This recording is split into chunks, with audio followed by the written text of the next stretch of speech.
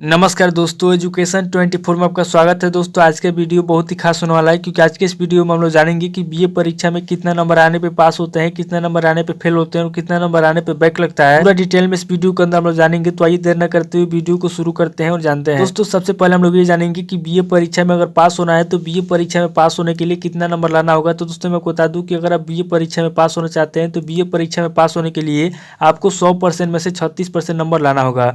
यानी कि अगर आपका 100 नंबर का पेपर होता है तो आपको 100 में से 36 नंबर लाना होगा। अगर आपका 75 नंबर का पेपर होता है तो आपको 75 में 27 नंबर लाना होगा। अगर आपका 50 नंबर का पेपर होता है तो आपको 50 में से 18 नंबर लाना होगा। यानी कि आपका पेपर चाहे 100 नंबर का हो, चाहे 75 नंबर का हो, चाहे 50 नंबर का हो, अगर आपको बीए परीक्षा में पास होना है तो बीए परीक्षा में पास होने के लिए आपको 100% में से 36% नंबर लाना होगा। दोस्तों ये तो हम लोगों ने जान लिया कि बीए परीक्षा में पास होने के लिए कितना नंबर लाना होगा।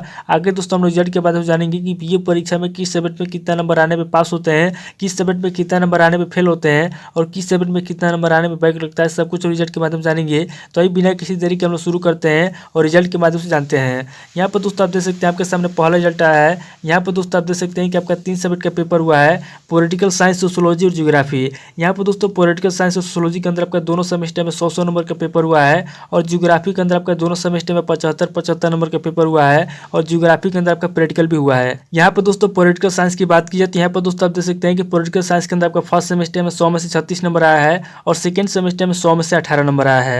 यानी कि पॉलिटिकल साइंस के अंदर आपका फर्स्ट सेमेस्टर में तो पासिंग नंबर आया है, लेकिन सेकेंड सेमेस्टर में आपको पासिंग नंबर नहीं आया है। क्योंकि दोस्तों मैंने आपको पहले बता दी कि अगर आपका 100 नंबर का पेपर होता है तो आपको पास होने के लिए कम से कम 36 नंबर लाना होगा। जबकि दोस्तों फर्स्ट सेमेस्टर में 36 नंबर आया है, सेकेंड सेमेस्टर में 18 नंबर आया है। यानी कि फर्स्ट सेमेस्टर में तो पासिंग नंबर आया है, लेकिन सेकेंड सेमेस्टर में आपको पासिंग नंबर नहीं आया है क्योंकि सेकेंड सेमेस्टर में आपका 36 नंबर से कम आया है। यानी कि सेकेंड सेमेस्टर में आपका केवल 18 नंबर आया है। अब दोस्तों सोशियोलॉजी की बात की जाए तो यहाँ पर दोस्तों आप देख सकते हैं कि सोशियोलॉजी के अंदर आपका फर्स्ट सेमेस्टर में 100 में से 44 नंबर आया है और सेकेंड सेमेस्टर में 100 में से 52 नंबर आया है। यानी कि सोशियोलॉजी के अंदर आपका दोनों सेमेस्टर में पासिंग नंबर आया है क्योंकि दोनों सेमेस्टर में आपका 36 नंबर से ऊपर आया है। दोस्तों ज्योग्राफी की बात की जाए तो यहाँ पर दोस्तों आप देख सकते हैं कि ज्योग्राफी के अंदर आपका फर्स्ट सेमेस्टर में 75 में से 36 नंबर आया है और सेकेंड सेमेस्टर में 75 में 47 नंबर आया है। यानी कि ज्योग्राफी के अंदर भी आपका दोनों सेमेस्टर में पासिंग नंबर आया है क्योंकि दोनों सेमेस्टर में आपका 27 नंबर से ऊपर आया है। और मैंने आपको पहले बता दी कि अगर आपका 75 नंबर का पेपर होता है तो आपको पास होने के लिए कम से कम 27 नंबर लाना होगा। जबकि दोस्तों फर्स्ट सेमेस्टर में 36 नंबर आया है, सेकेंड सेमेस्टर में 47 नंबर आया है।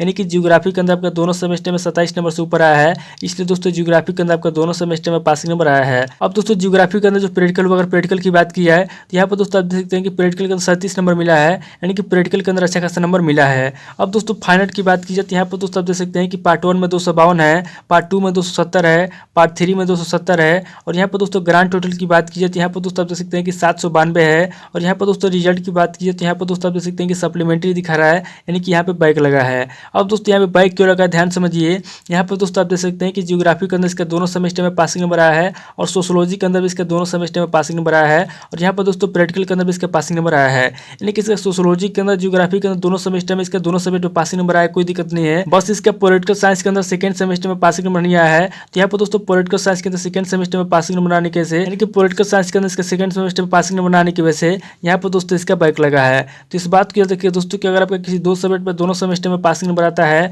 और किसी एक सब्जेक्ट पर अगर आपका किसी भी सेमेस्टर में पासिंग नंबर नहीं आता है तो उस कंडीशन में दोस्तों आपका बैक लग जाएगा। अब दोस्तों हम लोग दूसरे रिजल्ट को देखते हैं और दूसरे के बारे में समझते हैं। यहाँ पर दोस्तों आप देख सकते हैं आपके सामने दूसरा रिजल्ट आया है। यहाँ पर दोस्तों आप देख सकते हैं कि आपका 3 सब्जेक्ट का पेपर हुआ है, हिस्ट्री, पॉलिटिकल साइंस और उर्दू। यहाँ पर दोस्तों फर्स्ट सेमेस्टर, सेकेंड सेमेस्टर दोनों सेमेस्टर में आपका 100 नंबर का पेपर हुआ है। यहाँ पर दोस्तों हिस्ट्री की बात की जाए तो यहाँ पर दोस्तों आप देख सकते हैं कि हिस्ट्री के अंदर आपको फर्स्ट सेमेस्टर में 100 में से 18 नंबर आया है और सेकेंड सेमेस्टर में 100 में से 24 नंबर आया है। यानी कि हिस्ट्री के अंदर आपका फर्स्ट सेमेस्टर, सेकेंड सेमेस्टर दोनों सेमेस्टर में आपको पासिंग नंबर नहीं आया है। क्योंकि दोस्तों मैंने आपको पहले बता दी कि अगर आपका 100 नंबर का पेपर होता है तो आपको पास होने के लिए कम से कम 36 नंबर लाना होगा।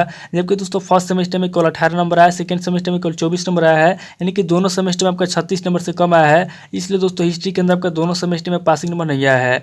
अब दोस्तों पॉलिटिकल साइंस की बात की जाए तो यहाँ पर दोस्तों आप देख सकते हैं कि पॉलिटिकल साइंस के अंदर आपका फर्स्ट सेमेस्टर में 100 में 16 नंबर आया है और सेकेंड सेमेस्टर में 100 में से 38 नंबर आया है। यानी कि पॉलिटिकल साइंस के अंदर आपका फर्स्ट सेमेस्टर में पासिंग नंबर नहीं आया है, जबकि सेकेंड सेमेस्टर में आपको पासिंग नंबर आया है। क्योंकि दोस्तों फर्स्ट सेमेस्टर में आपका 36 नंबर से कम है, इसलिए दोस्तों पॉलिटिकल साइंस के अंदर आपको फर्स्ट सेमेस्टर में पासिंग नंबर नहीं आया है, जबकि सेकेंड सेमेस्टर में आपका 36 नंबर से ऊपर है, इसलिए दोस्तों सेकेंड सेमेस्टर में आपको पासिंग नंबर आया है। अब दोस्तों उर्दू की बात की जाए तो यहाँ पर दोस्तों आप देख सकते हैं कि उर्दू के अंदर आपको फर्स्ट सेमेस्टर में 100 में 60 नंबर आया है और सेकेंड सेमेस्टर में 100 में से 56 नंबर आया है। यानी कि उर्दू के अंदर आपका दोनों सेमेस्टर में पासिंग नंबर आया है क्योंकि दोनों सेमेस्टर में आपका 36 नंबर से ऊपर आया है। अब दोस्तों फाइनल की बात की जाए तो यहाँ पर पर दोस्तों आप देख सकते हैं कि पार्ट 1 में 255 है, पार्ट 2 में 258 है, पार्ट 3 में 212 है। और यहाँ पर दोस्तों ग्रांड टोटल की बात की है तो यहाँ पर दोस्तों आप देख सकते हैं कि 725 है। और यहाँ पर दोस्तों रिजल्ट की बात की है तो यहाँ पर दोस्तों आप देख सकते हैं कि फेल दिखा रहा है। अब दोस्तों यहाँ पे फेल क्यों दिखा रहा है ध्यान समझिए। यहाँ पर दोस्तों आप देख सकते हैं कि यहाँ पर दोस्तों इसका उर्दू के अंदर केवल दोनों सेमेस्टर में पासिंग नंबर आया है, बाकी इसका हिस्ट्री के अंदर दोनों सेमेस्टर में पासिंग नंबर नहीं आया है। और यहाँ पर दोस्तों पॉलिटिकल साइंस के अंदर फर्स्ट सेमेस्टर में पासिंग नंबर नहीं आया है,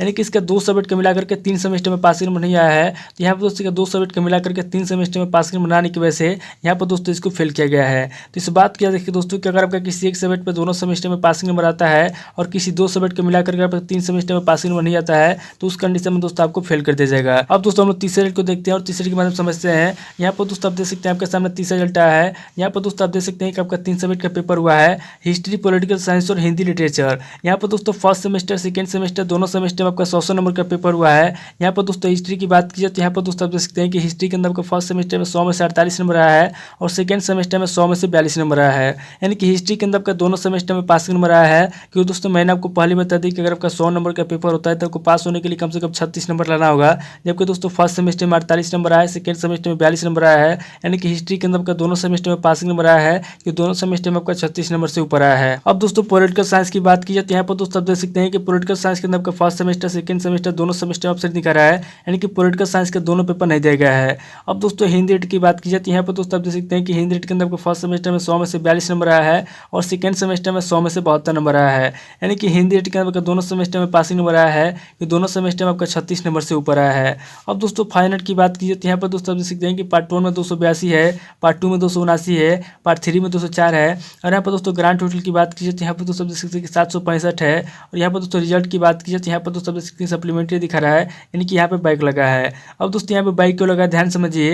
यहाँ पर दोस्तों आप देख सकते हैं कि यहाँ पर दोस्तों इसका हिंदी रीट के अंदर दोनों सेमेस्टर में पासिंग नंबर आया है और हिस्ट्री के अंदर इसका दोनों सेमेस्टर में पासिंग नंबर आया है, यानी कि इसका 2 सब्जेक्ट के अंदर दोनों सेमेस्टर में पासिंग नंबर आया है, कोई दिक्कत नहीं है। बस इसका पॉलिटिकल साइंस के अंदर फर्स्ट सेमेस्टर सेकंड सेमेस्टर दोनों सेमेस्टर का पेपर नहीं दिया गया है। तो यहाँ पर दोस्तों पॉलिटिकल साइंस के अंदर फर्स्ट सेमेस्टर सेकंड सेमेस्टर का पेपर न देने की वजह से यहाँ पर दोस्तों इसका बैक लगा है। तो इस बात किया है कि दोस्तों कि अगर आपका किसी 2 सब्जेक्ट में दोनों सेमेस्टर में पासिंग नंबर आता है और किसी एक सब्जेक्ट का अगर आपका दोनों पेपर नहीं दिया गया है, यानी कि दोनों पेपर का एब्सेंट है, तो उस कंडीशन में दोस्तों आपका बैक लग जाएगा। दोस्तों अगर आपको बीए एग्जाम में पास होना है तो बस आपको एक बात याद रखना होगा कि अगर आपका 100 नंबर का पेपर होता है तो आपको पास होने के लिए 100 में से 36 नंबर लाना होगा। अगर आपका 75 नंबर का पेपर होता है तो आपको पास होने के लिए 75 में 27 नंबर लाना होगा। और अगर आपका 50 नंबर का पेपर होता है तो आपको पास होने के लिए 50 में 18 नंबर लाना होगा। अगर आप इस बात क्या देखेंगे तो बीए एग्जाम में कभी फेल नहीं होंगे।